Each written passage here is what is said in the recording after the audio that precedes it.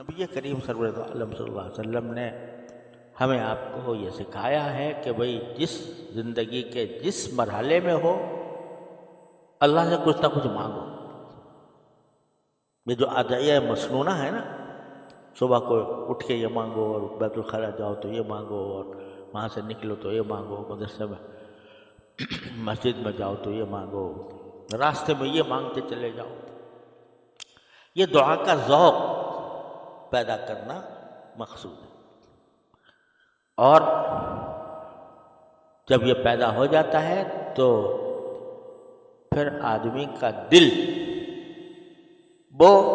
ہر وقت کچھ نہ کچھ مانگ رہا ہوتا ہے اللہ تعالیٰ سے۔ جب یہ دل لگ جاتا ہے اللہ تعالیٰ کی طرف تو چاہے زبان سے کچھ بھی کہہ رہا ہو بندہ، کسی بھی مشغلے میں مشغول ہو،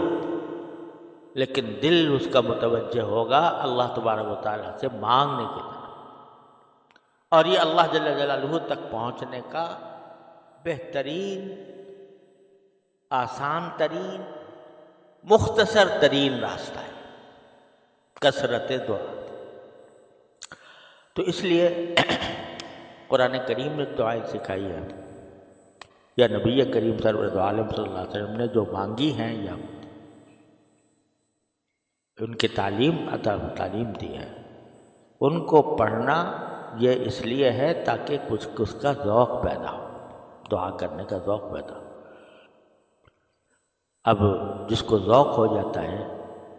تو وہ ہر لمحے اپنے ہر کام میں اللہ تعالیٰ سے رجوع کرتا ہے۔ حضرت حکیم الامت مولانا تھانوی قدس اللہ تعالیٰ سرہ کہ یہ بات میں نے حضرت اپنے شیخ سے نہ جانے کتنی بار سنی کہ جب کوئی اللہ کا بندہ مجھ سے یہ کہتا ہے کہ مجھے آپ سے ایک بات پوچھنی ہے، فرمایا کبھی تخلف نہیں ہوتا کہ ایک لمحے کے لیے دل ہی دل میں اللہ تعالیٰ سے مانگتا ہوں، یا اللہ پتہ نہیں کیا سوال کر لے گا، تو اللہ مجھے اس کا صحیح جواب دل میں ڈال دے۔ تو اپنی ہر قدم پر انسان جو ہے وہ حاجت کا بلندہ ہے، حاجتوں کا ہر دم اس کو کوئی نہ کوئی حاجت درپیش ہے۔ تو جب بندہ اس بات کا عادی اور خوگر بن جائے کہ جو حاجت بھی ہوگی میں اللہ تعالیٰ کی طرف رجوع کر کے اس سے مانگوں گا، یا اللہ یہ میری حاجت پوری کر دے۔ کوئی کشمکش ہوگی یہ کروں یا یہ کروں، تو اللہ جل جلالہ کی طرف متوجہ ہو کر کہے گا یا اللہ اس میں جو بات صحیح ہو وہ دل میں ڈال دے۔ اللہ حضور اقدس صلی اللہ علیہ وسلم، ایک تو استخارہ ہوتا ہے نا، وہ استخارے مسنونہ ہے، 2 رکعت پڑھو، 2 رکعت پڑھ کے پھر استخارے کی جو دعا ہے وہ پڑھو، اس میں کم از کم 5-10 منٹ لگ جاتے ہیں اگر آدمی باقاعدہ استخارہ۔ قربان جائیے نبی کریم سرور عالم صلی اللہ علیہ وسلم کے، انہوں نے ہمیں آپ نے ایسا طریقہ بتا دیا کہ جب کبھی کشمکش ہو کسی معاملے میں، چلو یہی کہہ دو اللہم اغفر لی واغفر لی،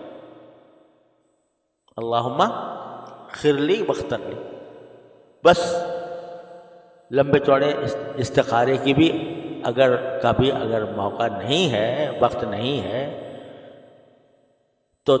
اتنا کہہ دو اللہم اغفر لی واغفر لی، یا اللہ آپ میرے لیے پسند کر دیجیے ان 2 راستوں میں سے جو میرے سامنے ہیں، جو راستہ میرے حق میں بہتر ہو وہ آپ خود پسند کر دیجیے، اور اسی کو مقدر بھی کر دیجیے کہ میں کروں تو وہی کروں، کر کے دیکھو یہ کام۔ روزانہ انسان کو کوئی نہ کوئی کشمکش پیش آتی ہے، کوئی نہ کوئی کشمکش پیدا آتی ہے۔ ابھی میں تقاضا ہو رہا ہے کہ کھانا کھاؤں پہلے یا سبق پڑھوں، سمجھے، یا مطالعہ کروں، کہہ دو اللہم اغفر لی واغفر لی، پھر جو ہوگا وہ انشاءاللہ تمہارے حق میں بہتر ہو۔ تو جب عادی بن جاتا ہے بنجا دعا کرنے کا، تو اس ہر لمحے اس کا تعلق اللہ جل جلالہ سے قائم رہتا ہے۔ اس لیے میں نے یہ سلسلہ شروع کر رکھا ہے، اللہ تعالیٰ اس کا فائدہ پہنچا دے ہم سب کو۔